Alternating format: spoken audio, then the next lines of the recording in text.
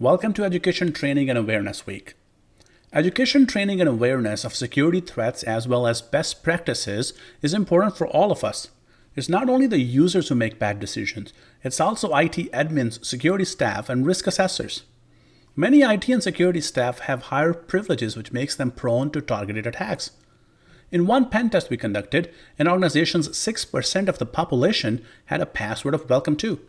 That's because the original password given by the IT for the very first logon was welcome1, and the users had to change the password. We also found many admin accounts were using Spring 2019, Fall 2019, or welcome123 as a password. By the end of this week, you will be able to describe the security awareness training programs and how they benefit business and its customers. You will list ways to implement and measure effectiveness of your security education, training, and awareness programs. And be able to talk about social engineering techniques that are used by both the offensive and defensive side of cybersecurity. According to 2020 Verizon Data Breach Investigations Report, or Verizon DBIR, 30% of the data breaches reported were initiated by insiders. This could be disgruntled employees, partners who had vested interest in espionage, or admins on their way out of the organization. Another interesting statistic is the misuse of privileges by internal users, and that was 8%.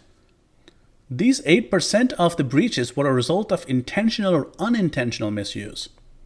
Phishing, the art of sending malicious emails while pretending to be a trusted party, was used to gain access to sensitive data, and this was at 22% of data breaches. We will talk more about phishing later and go through an example, but it's important to know that the phishing has become the primary way attackers gain access. In all this, it's important to understand that humans are an important piece of cyber defense. The goal of cybersecurity awareness is to bring security to the forefront of user population. It's not just classroom training. Best security awareness campaigns use realistic scenarios, and they're engaging. Part of security education training and awareness program at your organization may be ways to attack the users to test and train them. I have in the past pretended to be a doctor to convince an IT help desk person to give up a user's password. Conversely, I've also portrayed an IT person. The goal of these training and exercises is not to shame the employees. In fact, shaming will have adverse impacts. The objective here is to help the employees learn the tricks the attackers use and be on their toes. Before we move further, it's important to understand some of the definitions. There are 3 words we're using here that we need to define.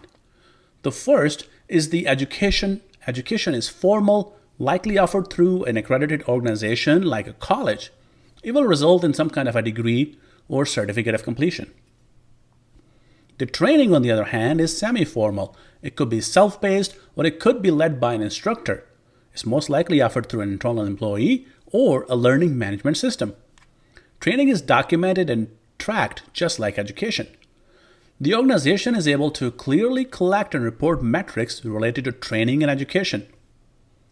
Awareness is not formal. These could be posters, reminders through email, or in-person encouragement.